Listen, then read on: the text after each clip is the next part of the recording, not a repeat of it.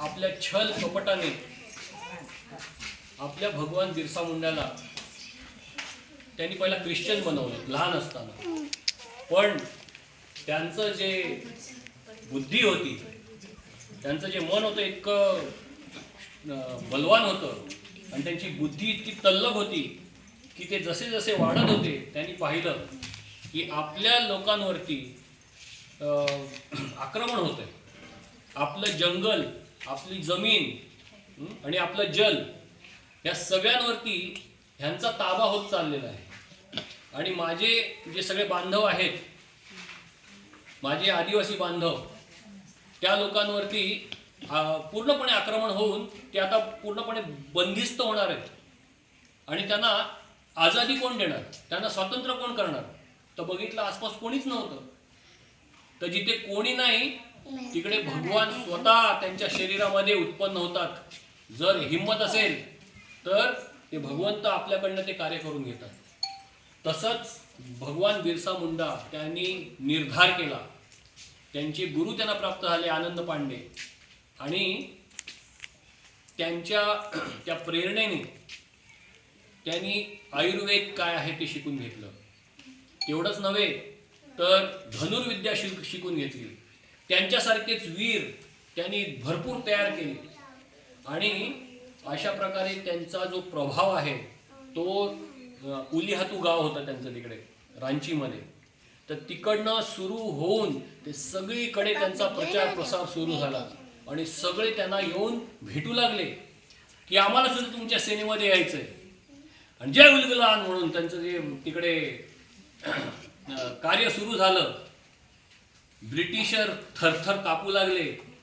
त्यांच्या हातात बंदुकी, पिस्तोली, आणि ह्यांच्या हातात काय, धनुष्यबाण. तर कोणी घाबरून पळून गेलं पाहिजे. पण ब्रिटिशर्स आपल्या हातात बंदुकी असून घाबरून पळून जायचे. आणि आपल्या बिरसा मुंडा भगवानचे जे शूरवीर सेनानी होते ते पुढे निघून त्यांचा नायनाट करून टाकायचे. तर अशा प्रकारे त्यांनी अख्ख्या त्या रांची क्षेत्रामध्ये एक फार सुंदर उदाहरण तयार केले. अख्ख्या आदिवासी समाजाचं एक आदर्श त्यांनी निर्माण केला. जर हे आदिवासी जर नसते तर आज भारताला स्वातंत्र्य मिळालं असतं. ज्यावेळी श्री राम त्यांना वनवास मिळाला ते कुठे गेले? आदिवासींबरोबर राहायला गेले 14 वर्ष. जेव्हा आपले कृष्ण भगवान लीला करायचे, लीला पुरुषोत्तम म्हणतात त्यांना, तर त्यांनी लीला केली कुठं? वनात केली. तर सगळे आदिवासी त्यांचे जे होते त्यांच्याबरोबर त्यांनी लीला केली. त्यांचं वाद्य काय होतं सुंदर, सितार नव्हतं, वीणा नव्हती. एक बांबूचा तुकडा कापला आणि त्याला वासरी बनवून घेतलं. ते चप्पल घालून चालायचे का सगळीकडं? ते कधी चप्पल नाही घालायचे. ते म्हणतात माझ्या आदिवासी बांधवांच्या पायात चप्पल नाही आहे, मी कशा चप्पल घालणार? आणि ते चप्पल न घालता अख्ख्या वनात फिरायचे. तर हे जे प्रेम आहे तर तेच भगवंत आपले बिरसा मुंडांचं जे प्रेम आहे ते त्यांच्या लोकांवरती, आदिवासी लोकांवरती ते प्रेम अगदी उत्तमभूत असायचं. आणि असं करत करत करत करत शेवटी ब्रिटिशर्स म्हणाले आम्ही थकलो, ह्या बिरसाचा आपल्याला काटा काढला पाहिजे. आणि त्यावेळी काय झालं,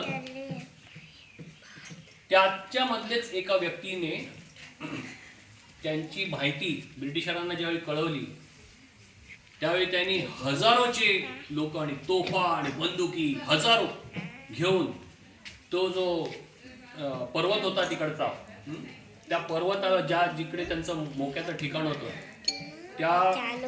त्याला वेढा घातला. आणि शेवटी त्या युद्धामध्ये ब्रिटिशांचे जेवढे पण सैनिक राहिले सगळ्यांना संपवून टाकले त्यांनी. पण ते होते हजारांमध्ये आणि हे फक्त शेकडो होते, म्हणजे काही 100-200 होते. तर त्याचा सामना होऊ शकत नाही. तरी पण त्यांना पकडण्याच्या आधी त्यांनी भरपूर ब्रिटिशांच्या सैनिकांना मृत्युमुखी टाकून दिलं आणि शेवटी ते पण मग पकडले गेले. आणि ते पकडले गेल्यानंतर मग त्यांचं तुरुंगामध्ये त्यांना सांगण्यात आलं की मी ही चूक केलेली आहे आणि मी पुन्हा आता मला माझ्या चुकीचं हे झालेलं आहे, पश्चाताप झालेला आहे, मी आता पुन्हा ख्रिश्चन होतो, त्याच्यावर सही करा, तुम्हाला आम्ही सोडून देऊ. बिरसा मुंडाने तो कागद घेतला, असा टारा टारा फाडला आणि त्यांच्या तोंडावर मारला. म्हणे मी माझा धर्म, माझी माणसं, माझं जंगल, माझं जमीन आणि माझा जल कधी तुमच्या हातात देणार नाही. आणि तो जो अभिमान आहे त्यांनी जो त्यावेळी दाखवला, तोच अभिमान त्यांचे जेवढे पण सगळे जे अनुयायी आहेत ते आजपर्यंत त्यांची पूजा करतात त्या सिद्धांतामुळे. तर त्या सिद्धांतामुळे आपण आज यशस्वी, इतकी वर्ष झाली, शेकडो, तर आजही अजूनही आपण त्यांची पूजा करतो, रामासारखी पूजा करतो. तर एवढं बोलून म्हणजे 2 शब्द संबोधतो. आणि म्हणून आपण इकडे दिवाळीच्या दिवशी सुद्धा सर्वात पहिला दिवा जो लावतो आपण आपल्या भगवंता समोर, तो दिवा लावतो. त्यांच्याकडनं ती प्रेरणा आपल्याला प्राप्त व्हावी आणि आपण पण अशीच सुंदर प्रकारे सेवा भारत मातेसाठी करावी. भारत माता की जय. जय. जय सिंगाबोंगा. पप्पा तो पहले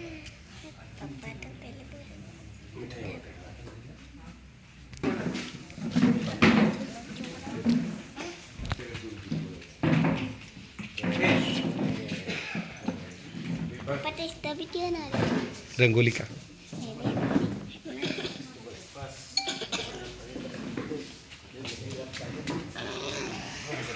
या बसा.